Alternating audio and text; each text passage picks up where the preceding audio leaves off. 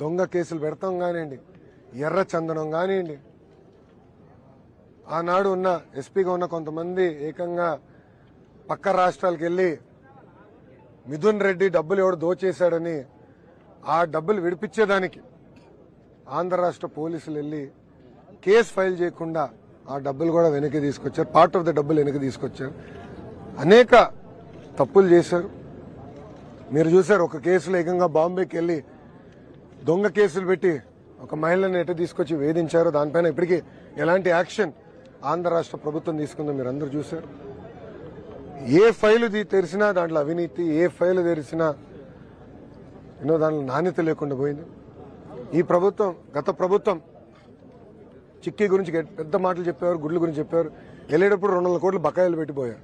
ఆ బకాయిలు ఎన్డీఏ ప్రభుత్వం వచ్చిన వెంటనే తీర్చడం జరిగింది. మళ్ళీ మొత్తం సప్లైస్ రిస్టోర్ కూడా చేస్తాం జరిగింది. సో ఇవన్నీ ప్రజలు తెలిసిన విషయమే. ఎవరికి ఊహించిన మ్యాండేట్ మాకు ఇచ్చారు. అంటే 175 స్థానాల్లో 164 స్థానాలు దూరం చేశారు. ఏ ప్రభుత్వం చేయని విధంగా అన్ని ఛార్జీలు విపరీతంగా పెంచారు.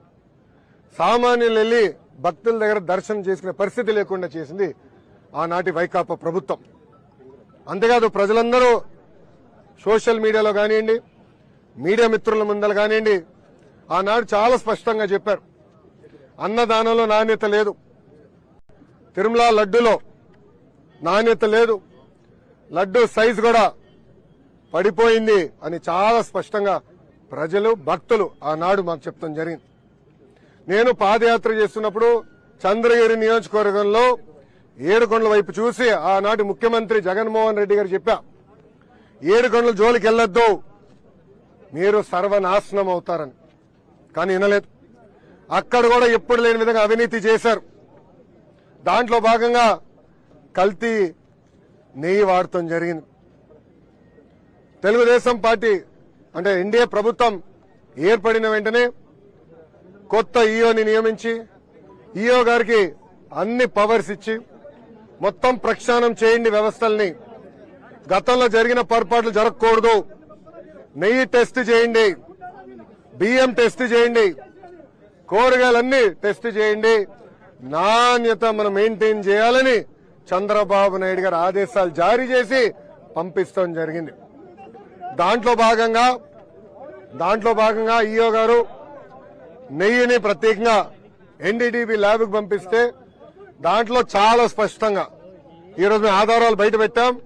చాలా స్పష్టంగా పంది మాంసం ఉందని, అదేవిధంగా బీఫ్ ఫ్యాట్ ఉందని, ఫిష్ ఆయిల్ అంటే చేప ఉందని చాలా స్పష్టంగా రిపోర్ట్లో వచ్చింది. చంద్రబాబు నాయుడు గారు ఏమైనా మాట చెప్తే ఆధారాలతో చెప్తారు. అందుకే నేను చెప్పారు, ఈ రోజు ఆధారాలు మేము బయట పెట్టాం. ఎందుకంటే చాలా బాధేస్తుంది. గతంలో ఎంతో మంది ముఖ్యమంత్రులు చూసాం, ఎన్నో ప్రభుత్వాలు మేము చూసాం, కానీ గత ప్రభుత్వం లాంటి ప్రభుత్వం ఏనాడు చూడలేదు. జగన్మోహన్ రెడ్డి గారు లాంటి ముఖ్యమంత్రిని ఏనాడు మనం చూడలేదు. ముఖ్యంగా వెంకటేశ్వర స్వామి జోలికి వెళ్లారు, నాణ్యత లేకుండా చేశారు, దేవుడిని భక్తులకి దూరంగా చేశారు. ఒక మాట చెప్పాలంటే టీటీడీ కేవలం ఆనాటి ధనవంతులకి, ఇంకో పక్కన వాళ్ళ మిత్రులకి, శ్రేయోభిలాషుల కోసమే మెయింటైన్ చేశారు తప్ప సామాన్యులకి దూరం చేశారు. అందుకే సంస్కరణలు తీసుకొచ్చాం. పవిత్రం మేము కాపాడుతాం, దాంట్లో ఎలాంటి సందేహం లేదు. సంస్కరణలు తీసుకొస్తాం, మళ్ళీ పూర్వ వైభవం తీసుకొచ్చే బాధ్యత ఎన్డీఏ ప్రభుత్వం తీసుకుంటుందని ప్రజలందరూ తెలుపుకుంటూ, నిజంగానే చాలా చాలా బాధేస్తుంది. నిన్న చంద్రబాబు నాయుడు గారు చెప్పినప్పుడు అక్కడున్న శాసనసభ్యులు మేము అందరం షాక్కి కూడా గురయ్యాం. అదైన తర్వాత రాత్రి మేము అందరం కూడా మాట్లాడుకుంటాం జరిగింది. ఈ రోజు ఆధారాలు బయట పెడతాం కూడా జరిగింది. మా అందరి పైన బాధ్యత ఉంది. ఆ పవిత్రతను కాపాడాలి, ప్రక్షాళన చేయాలి, నాణ్యత మెయింటైన్ చేయాలి. ఆల్రెడీ ప్రజలందరూ తెలుసు, భక్తులందరూ తెలుసు. కొత్త ఈఓ గారు వచ్చిన తర్వాత నాణ్యత చాలా పెరిగింది. మెరుగైన సదుపాయాలు భక్తులకు అందిస్తున్నాం. క్యూలో ఎవరు నిలబడితే వాళ్ళకి టైంకి మజ్జిగ, పిల్లలుంటే పాలు, ఇవన్నీ కూడా ఎన్డీఏ ప్రభుత్వం అందిస్తుంది. ముందు ముందు ఇంకా మంచి పనులు చేస్తామని ప్రజలందరూ తెలుపుకుంటూ ఇప్పుడు మీడియా మిత్రులకి ఏమైనా ప్రశ్న ఉంటే దానికి నేను సమాధానం చెప్పేదానికి సిద్ధంగా ఉన్నాను. సార్, టీటీడీ విజిలెన్స్ లో ప్రాథమిక నివేదికలో ఉందని చెప్పేసి జంతువుల నూనె వాడగా స్పష్టంగా ఆధారాలు బయటపడ్డాయి. అంటే ఎలాంటి విచారణ చేయబోతుంది మీ ప్రభుత్వం? రిపోర్ట్ ఈరోజు బయటకు వచ్చింది. ఏ అధికారులైతే ఆనాడు కేఎంఎఫ్ ని తీసేసి ఎవరెవరికో టెండర్లు ఇచ్చారో, ఎవరు వాళ్ళు ఎందుకు చేశారు, దాని వెనకాల లావాదేవీలు ఎవరు చేతికి ముట్టినాయి, ఆ వివరాలను బయట పెడతాం. అంతేకాదు కొత్త గెస్ట్ హౌస్ కట్టినప్పుడు కూడా అనేక వయలేషన్స్ కూడా గత ప్రభుత్వాలు చేస్తాం జరిగింది. వాళ్ళ మనుషులు కావాలని ఎగ్జంప్షన్లు కూడా ఇస్తాం జరిగింది.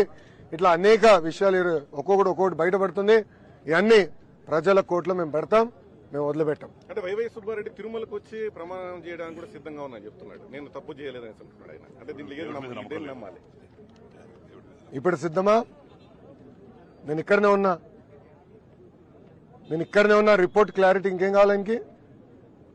అంటే ఆయనకి గ్రిప్ లేదా? ఈయోగా ఉన్నప్పుడు ఆయన తెలియదా ఏం జరిగిందో? ఆనాడు ఏం చెప్పారండి వైవి సుబ్బారెడ్డి గారు ఒక మీటింగ్ లో? అవుతే ఏముంది, ఒక 5,000 పెంచుదాం, అవుతే ఏముంది, ఒక 10,000 పెంచుదాం ఫీ, అవుతే ఏముంది 15,000 పెంచుదాం అన్నాడు. అంటే ఎంత అహంకారంగా వివరించారండి. అంటే సామాన్యులు దేవుడి దగ్గరికి వెళ్ళకూడదా, దర్శనం చేసుకోకూడదా? అంటే అడ్డగోలుగా అన్ని పెంచేస్తే సామాన్యులు ఇబ్బంది పడేదానిక? ఆ వీడియో కూడా బయటకు వచ్చింది, మీడియా మిత్రులందరి దగ్గర ఉంది ఆ వీడియో. నేను సూటిగా ప్రశ్నిస్తున్నా, అది చెప్పింది అవునా కాదా? ఎస్, నేను తిరుపతిలో ఉన్నా, రండి, నేను ప్రమాణం చేసాను, నేను సిద్ధంగా ఉన్నా, దాంట్లో ఎలాంటి సందేహం లేదు. ఇంకా రిపోర్ట్లు వచ్చిన తర్వాత మేము ఎందుకు భయపడాలండి? చాలా క్లారిటీగా ఉంది. వైవి సుబ్బారెడ్డి గారు కూడా నేను సూటిగా ప్రశ్నిస్తున్నా, గతంలో మీరు ఇలానే పింక్ డైమండ్ రాజకీయాలు చేశారు. ఆనాడు ప్రత్యేకంగా నా పైన, మా ముఖ్యమంత్రి చంద్రబాబు నాయుడు గారి పైన ఆరోపణలు చేశారు. దేవుడు పింక్ డైమండ్ మేమేదో దొంగలిచ్చామని. ఏమైంది స్వామి అది? 5 సంవత్సరాలు మీరు ఏం పీకారని అడుగుతున్నా. అంటే రాజకీయం చేస్తాం తప్ప పవిత్రత కాపాడుతాం మీకు తెలీదా అని సూటిగా వైవి సుబ్బారెడ్డిని నేను ఈరోజు ప్రశ్నిస్తున్నా. మీరు ఆధారాలు చూపిస్తుంటే భూమన కరుణాకర్ రెడ్డి మాత్రం చంద్రబాబు గారి మీద విమర్శలు చేస్తున్నారు. దాన్ని ఏ విధంగా చూడాలి? దేవుడి పైన వాళ్ళకి నమ్మకం లేదు, ప్రజల పైన వాళ్ళకి నమ్మకం లేదు, ప్రజలు ఇచ్చిన తీర్పు పైన కూడా వాళ్ళకి నమ్మకం లేదు. ఇంకేం చెప్పాలా? అంటే ఆధారాలు ఉన్నాయి, ల్యాబ్ రిపోర్ట్లు బయట పెట్టాం, ఇంకేం కావాలి వాళ్ళకి? ఇంకేం కావాలి?